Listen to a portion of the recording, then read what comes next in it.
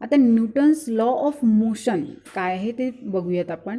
आधीचे बघितले होते ते न्यूटन्स इक्वेशन होते, ते इक्वेशन ऑफ मोशनचे होते, आणि हा जो आहे न्यूटन्स लॉ आहे अबाउट द मोशन. आता याच्यामध्ये तुम्हाला वेगवेगळे काय दिलेले आहे, न्यूटन्सचे 3 लॉज जे आहेत ते दिलेले आहेत, आणि ते जे आहे लॉ आपल्याला याच्यामध्ये बघायचे आहे. तर फर्स्ट जो लॉ आहे तो बघणार आपण, त्याच्यानंतर सेकंड, आणि त्याच्यानंतर थर्ड जो आहे तो बघणार. First here given what could be the reason for the following. आता खाली जे आहेत वेगवेगळ्या काय दिलेलं आहे तुम्हाला, द सिच्युएशन दिलेलं आहेत, आणि त्याच्यामध्ये काय कारण आहे ते शोधायचं. बघा, static object does not move without in application of a force, right. एखादी गोष्ट जर आपण ठेवलेली आहे ती मूव्ह होत नाही. का होत नाही? कारण त्याच्यावर फोर्स नसते. फोर्स आपण जिथपर्यंत अप्लाय करत नाही तिथपर्यंत ती काय होत नाही, मूव्ह होत नाही. असं का? कारण त्याला मास असतं. ठीक आहे, मास असल्यामुळे ती मूव्ह करण्यासाठी आपल्याला फोर्स लागतो. ही आहे first reason behind the first situation. Then second situation जी आहे तुम्हाला दिलेली आहे ती बघा काय आहे. The force which is sufficient to lift a book from a table is not sufficient to the lift the table. आता याच्यामध्ये टून जे आहे ते दिलेले आहेत. आता याच्यामध्ये तुम्ही सांगा, जे बुक्स उचलण्यासाठी जेवढी एनर्जी फोर्स आपल्याला लागतो तेवढाच एनर्जी फोर्स आपल्याला टेबल उचलताना लागेल का? No, it not possible. म्हणजेच काय लागतो आपल्याला, त्याच्या वेटनुसार आपण त्याच्या मासनुसार फोर्स जे आहे ते अप्लाय करतो. जसं आपल्याला एखादं पेज उचलायचं असेल तर आपण थोडासाच फोर्स अप्लाय करू, तेच आपल्याला टेबल किंवा खुर्ची उचलायची असेल तर we use the more force. Okay, because of its mass we apply the force according to their mass. Third नंबरचा जो तुम्हाला दिला आहे ते काय आहे, fruit on a tree fall down when its branches are शेकन केलं आपण, म्हणजे त्याला हलवलं तेव्हाच खाली फ्रूट पडतात. का? कारण त्याच्यावर फोर्स काय होतो, अप्लाय होतो. नंतर काय होतं आहे, तुम्हाला एक अजून सिच्युएशन दिलेली आहे. Electric fan keep on a rotating for some time even after it is switch off. आपण स्विच ऑफ केल्यानंतर पण फॅन काय राहतो, स्टार्टिंग राहतो, तो थोडं फिरत राहतो, थोड्या सेकंदापुरता तो काय राहतो, फिरत राहतो. का? कारण त्याला स्टॉप व्हायसाठी तेवढा फोर्स त्याच्यावर अप्लाय व्हायचा असतो. जेव्हा रिलीज करतो तेव्हा तो खूप स्पीडमध्ये असतो. स्पीडमध्ये असतो म्हणजे त्याच्यावर काय राहतो, स्पीडमुळे त्याला काय आलेली असते, एक पॉवर मिळालेली असते, आणि ती स्टॉप करण्यासाठी आपल्याला काय करावं लागतो, बटन ऑफ करावं लागतं. आणि ती बटन ऑफ झाल्यावर पण पॉवर रिलीज व्हायसाठी थांबण्यासाठी आपल्याला काही वेळ लागतो, बिकॉज ऑफ देअर मास. तिथे काय होतं, त्याच्या मासमुळे आपल्याला हे सर्व होतं. आता या सर्व ह्याच्यामध्ये तुम्हाला हे सांगितलं आहे की object have some inertia. Inertia म्हणजेच काय, इनर्शिया म्हणजे त्यांचं जडत्व, म्हणजे त्याला मास आहे काहीतरी ते दिलेलं आहे. आणि फर्स्ट लॉ जो आहे त्याला लॉ ऑफ इनर्शिया जो आहे ते म्हटलेलं आहे. Newton's first law of the motion describe this very property and it therefore also it's called as the law of inertia. म्हणजेच त्याला काय म्हटलं जातं, लॉ ऑफ इनर्शिया असं म्हटलं जातं. फर्स्ट आपण लॉ जो आहे तो बघणार आहे. आता याच्यामध्ये एक एक्झाम्पल दिलेलं आहे, लेट्स ट्राय दिसमधून. जर आपण एक काय घेतलं आहे, एक आपण कार्डबोर्ड घेतला आणि एक ग्लास घेतला विथ अ सँड. म्हणजेच आपण एक ग्लासमध्ये काय घेतले, सँड भरून घेतले, त्याच्यावर काय ठेवलं आहे, कार्डबोर्ड ठेवलेला आहे. And take a 1 5 rupees coin. त्या ग्लासच्या साईडला आपण काय ठेवलं, 5 रुपीज कॉईन जो आहे तो ठेवलेला आहे. आता जेव्हा त्याला आपण स्ट्रक करू, म्हणजे त्याला आपण टिचकी मारू, त्यावेळेस काय होईल, ते जे कार्डबोर्ड आहे ते काय होईल, निघून जाईल, आणि जो कॉईन आहे तो ग्लासच्या आतमध्ये सँडवर पडेल. असं का होतं, आपण जे स्टिक मारलेलं आहे, स्ट्राईक केलं आहे त्याला, त्यावेळेस काय झालं आहे, त्याचा फोर्स जो आहे तो अप्लाय झाला आहे त्या कार्डबोर्डवर. ठीक आहे ना. पण कॉईनचं मास जे आहे ते थोडंसं जास्त आहे, त्याच्यामुळे तो ॲटोमॅटिकली खाली पडतो, कार्डबोर्ड पुढे जातो. म्हणजेच तिथे काय होतं आहे, मास होत आहे. इनर्शिया मीन्स काय आहे, तर एखाद्या ऑब्जेक्टला स्वतःची पोझिशन चेंज करायची नसते. आणि त्याच्या बिहेवियरला इनर्शिया असं म्हटलेलं आहे.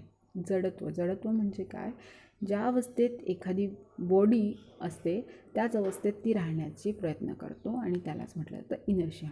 जसं एक एक्झाम्पल आहे, बसमध्ये जेव्हा आपण जातो तेव्हा काय होतं, बसमध्ये जाताना ब्रेक लागतो अचानक, आपण पुढच्या दिशेने जात असतो, ब्रेक लागल्यानंतर आपण काय होतो, पुढे जाऊन मागे येतो.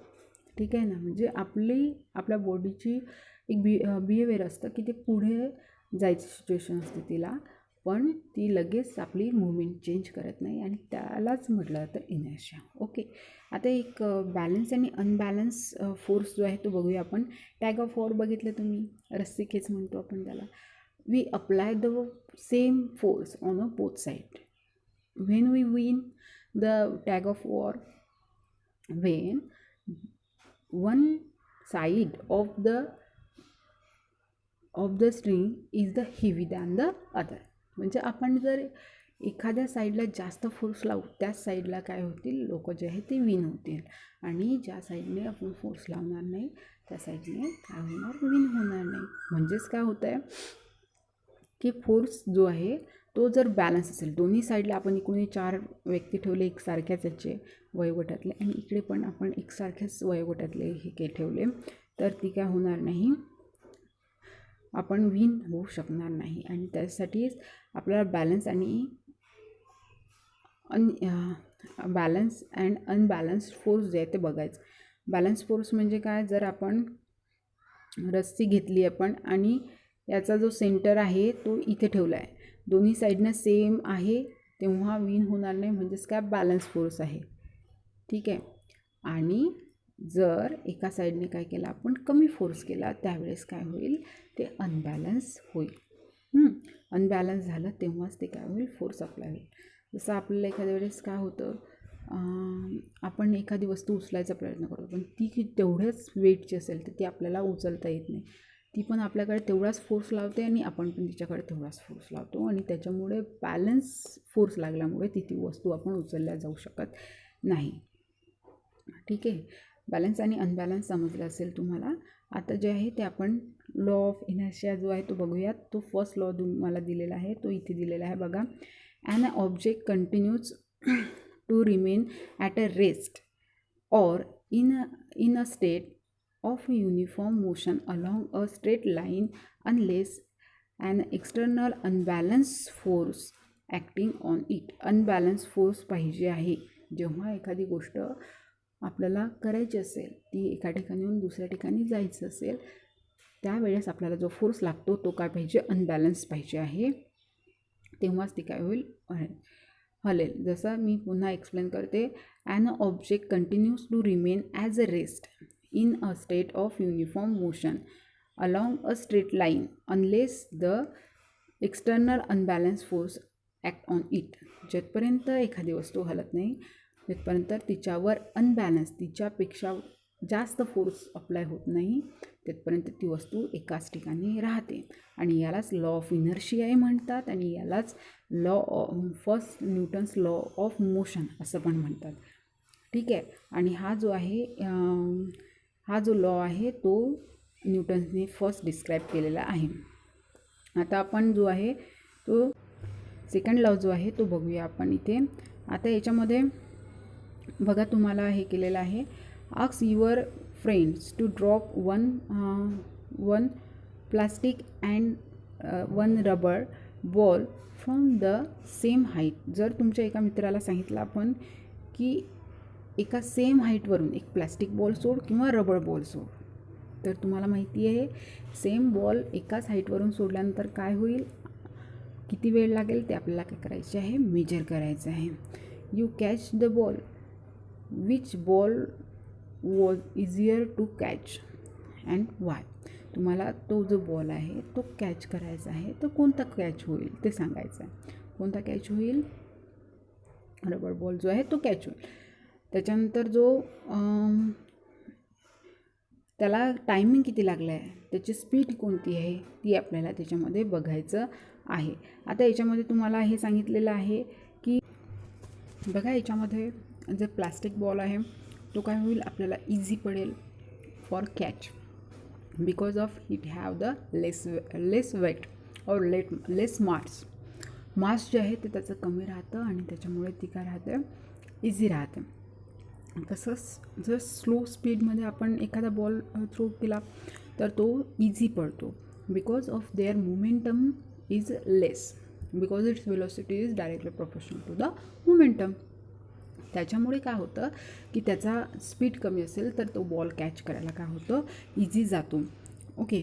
आणि या सर्व क्वेश्चनचे ॲन्सर आपण दिल्यानंतर आपल्याला लक्षात येतं की मोमेंटम जे आहे ती काय आहे,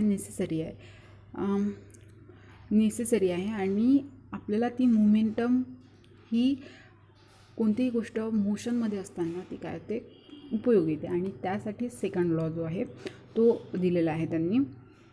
बघा हे जे मोमेंटम आहे ते काय आहे, तर is depend on the mass as well as the velocity. Momentum has a magnitude as well as the direction पण पाहिजे आणि मॅग्निट्यूड पण पाहिजे. आणि याच्या बघा इथे दिलेलं आहे तुम्हाला, momentum direction is the same as that of the विलॉसिटीच्याच डायरेक्शन मोमेंटम जे आहे ती होत असते.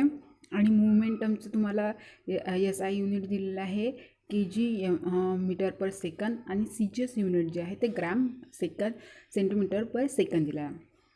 If an unbalanced force applied on any object causes a change in the velocity of the object, then it's also the causes a change in its momentum.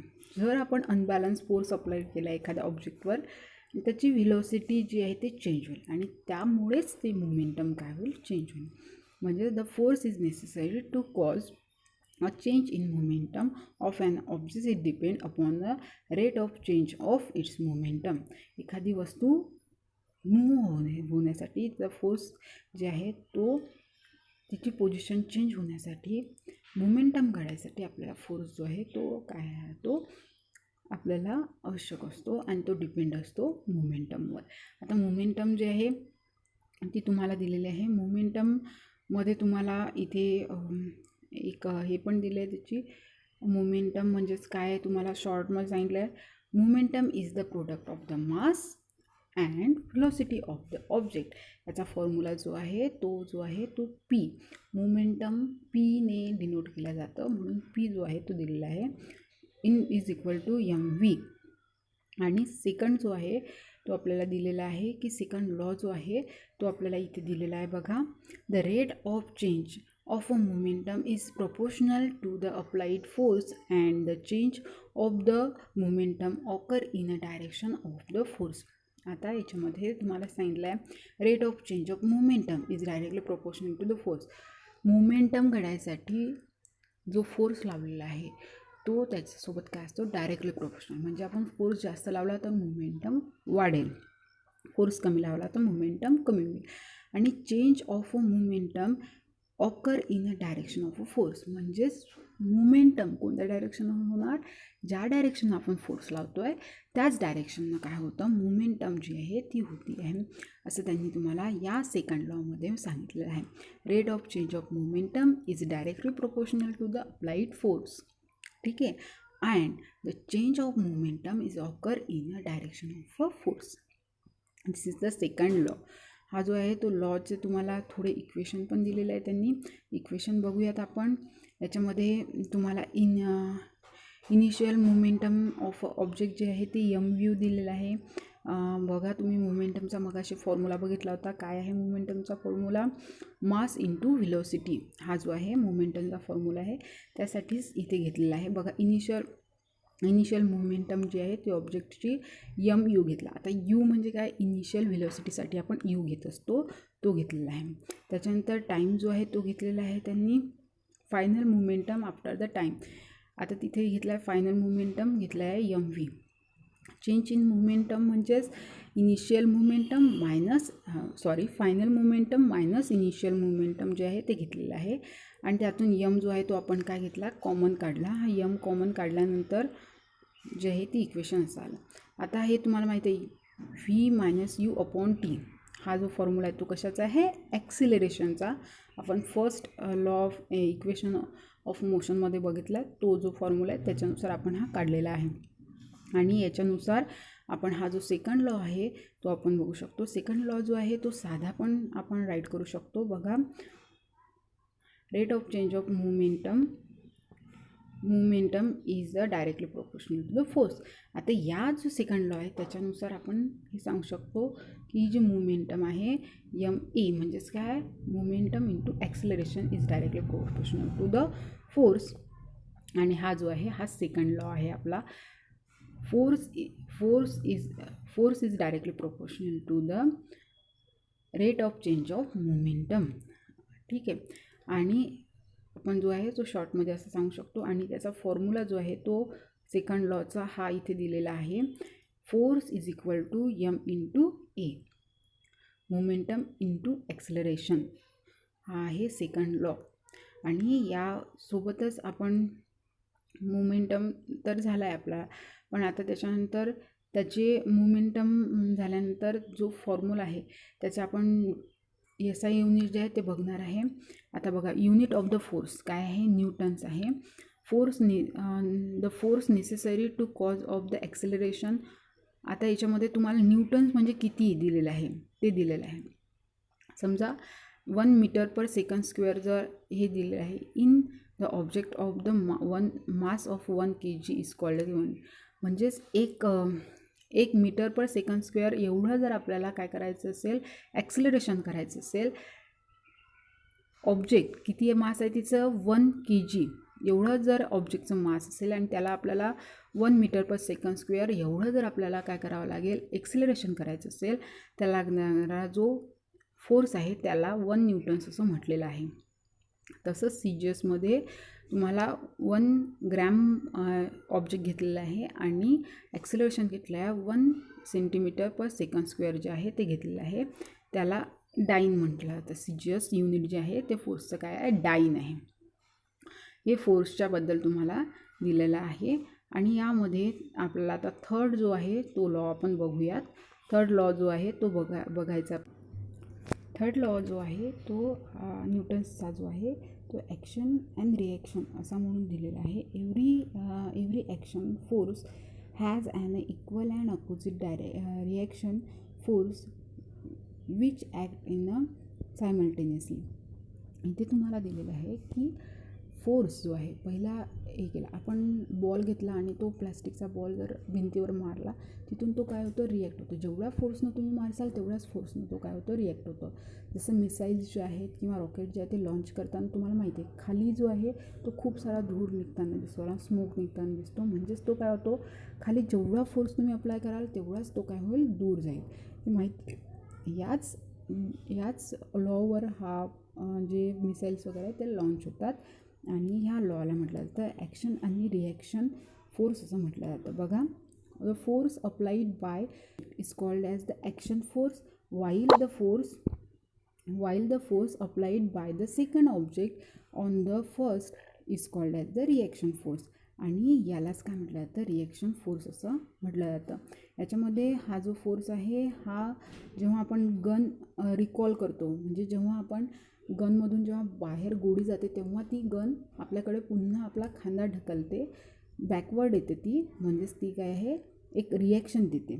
ठीक आहे. त्याच्यानंतर ज्या रॉकेट आहे, मिसाईल्स आहे, रॉकेट आहे, त्याच्यामध्ये पण हा फोर्स जो आहे तो अप्लाय होतो. तसंच तुम्हाला व्हाईल हिटिंग अ बॉल